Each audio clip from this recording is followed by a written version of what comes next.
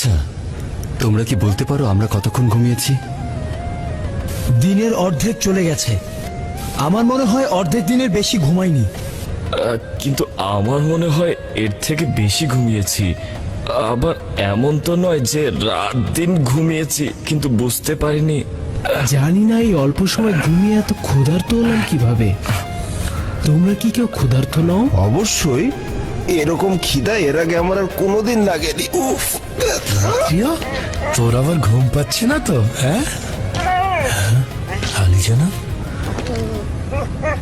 আমরা যখন এখানে এসেছিলাম তখন তো এই পাথরগুলো ছিল না, লতাপাতাও ছিল না। হ্যাঁ ঠিকই বলেছেন, আমিও তো এগুলো দেখিনি। আমার মনে হয় কিছু সময় ঘুমিয়ে থেকে সবকিছু পাল্টে গেছে। কিছু সময় বলতে কি বোঝাচ্ছেন? কতটা ঘুমিয়েছি তা আমাদের পরওয়ারদিগারই জানেন। আমার মাথা ও চেহারা এত ধুলাবালি এলো কোথা থেকে? আজব ব্যাপার।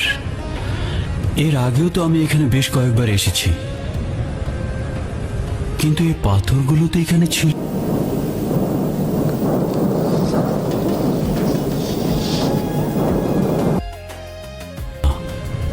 বন্ধুরা, আমরা এখন কি করে আমাদের ক্ষুধা মেটাবো? আফসোস, যদি সাথে করে আর একটু বেশি খাবার নিয়ে আসতাম। এখন এখান থেকে বাইরে বের হওয়া বিপজ্জনক। আমি যাচ্ছি, গ্রাম থেকে কিছুটা খাবার নিয়ে আসি। তুমি যাবে? ঠিক আছে, খুবই ভালো কথা, যাও, কিন্তু একটু সাবধানে যাবে। যাও। ধরো, খাবার দেখে কেউ যেন আবার সন্দেহ না করে, সাবধান। একেবারেই চিন্তা করবেন না, খুব দ্রুতই ফিরে আসবো। খোদা হাফেজ। সাবধানে থেকো।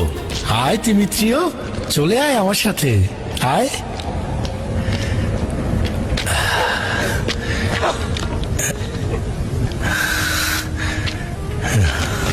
আয়, চলে আয়, আয় তিমিত্রিও।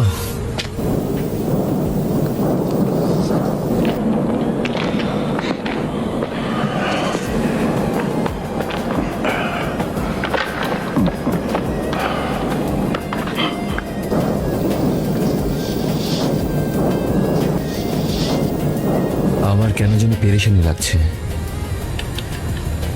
অ্যান্থোনিয়াসের যেন খারাপ কিছু না ঘটে। তোমার চিন্তা অযথা নয়, আমি সবকিছু অন্যরকম দেখতে পাচ্ছি। আশা করছি ও যেন কোনো বিপদে না পড়ে। বন্ধুরা, ও ফিরে না আসা পর্যন্ত আমাদের অপেক্ষা করা উচিত। আয় তিমিত্রি। আরে, এগুলো কি? হ্যাঁ? কাউকে তো দেখতে পাচ্ছি না। এগুলো ধ্বংস হয়ে গেল কিভাবে? এক রাতে সব ধ্বংস হয়ে গেল। আমি কোথাও কেন্দ্র দিচ্ছি।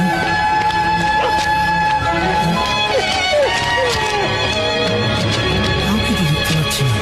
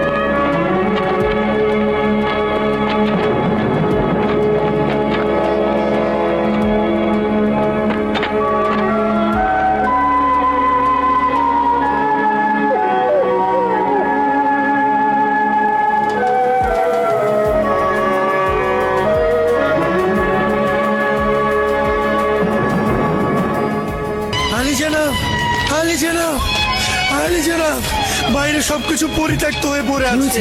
রাগিম গ্রাম ধ্বংস হয়ে গেছে। আমি সত্যি বলছি। তুমি এগুলো কি বলছো? আমি নিজের চোখে দেখে এসেছি, বিশ্বাস করুন। মানে চলো তো একটু বাইরে দেখে আসি। আসুন আসুন, এই যে দেখুন, দেখুন।